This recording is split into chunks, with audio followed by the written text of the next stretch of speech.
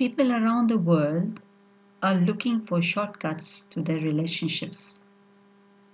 As a result, they face challenges and conflicts and are unable to achieve happiness and peace. Peace education is an answer to the bewildering and puzzled humanity. The educators should not only understand the concept of peace and peacefulness, but they should also live a life of peacemaker and a peace educator.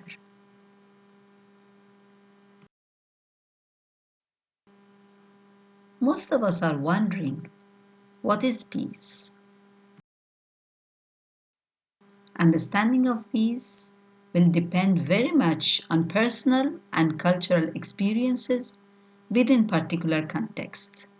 However, by virtue of living in a global society, we need to have a broad and comprehensive view of peace if we are going to move towards a genuine peace culture. You must be familiar with the types of peace, the negative peace and the positive peace. The negative peace is the absence of war. Once we are not in war with anyone, once we don't have conflict, we think that we are at peace. But that is in fact the negative peace. Whereas positive peace is building of relationships of interconnectedness between self and others, between self and society, and between self and the planet. Peaceful behavior would require an unprejudiced and impartial application of all the central concerns of education that both science and religion bring, namely knowledge, virtue, and competence within the eternal quests for meaning, truth, love, understanding, and beauty.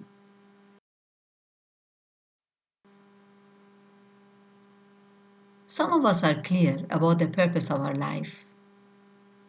All men have been created to carry forward an ever-advancing civilization. There can be no doubt whatever that the peoples of the world, of whatever race or religion, derive their inspiration from one heavenly source and are the subjects of one God. Humanity must be freed from the captivity of the world of nature. It was created to carry forward an ever-advancing civilization. But there are two aspects of civilization, material and spiritual. And unless they become combined, human happiness will not be attained. The well-being of mankind, its peace and security are unattainable unless and until its unity is firmly established. So, we are looking forward to unity of mankind. Is that unity established? So powerful is the light of unity that it can illuminate the whole earth. We look forward for such a unity which can enlighten the whole earth. The unity building attitudes and skills center around the concept of human race as one family that concerns itself with its members, rejoicing in each other's accomplishments and sharing in the sorrow of each other. Isn't it beautiful?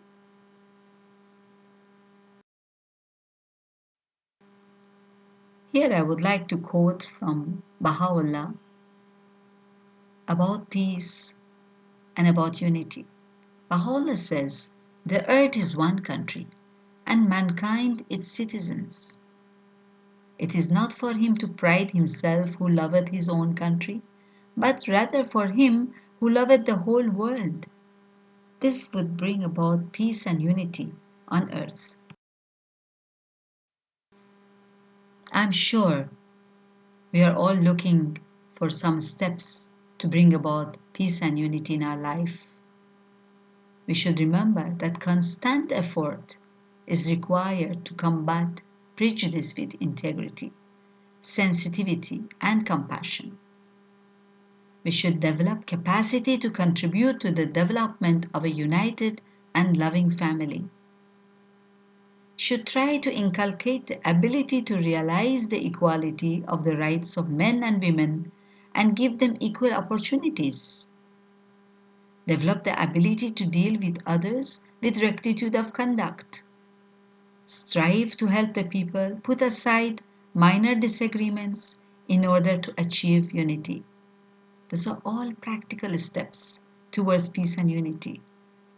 But it has to be realized by the people of the world and it should be put into practice. Practicing alone will not do.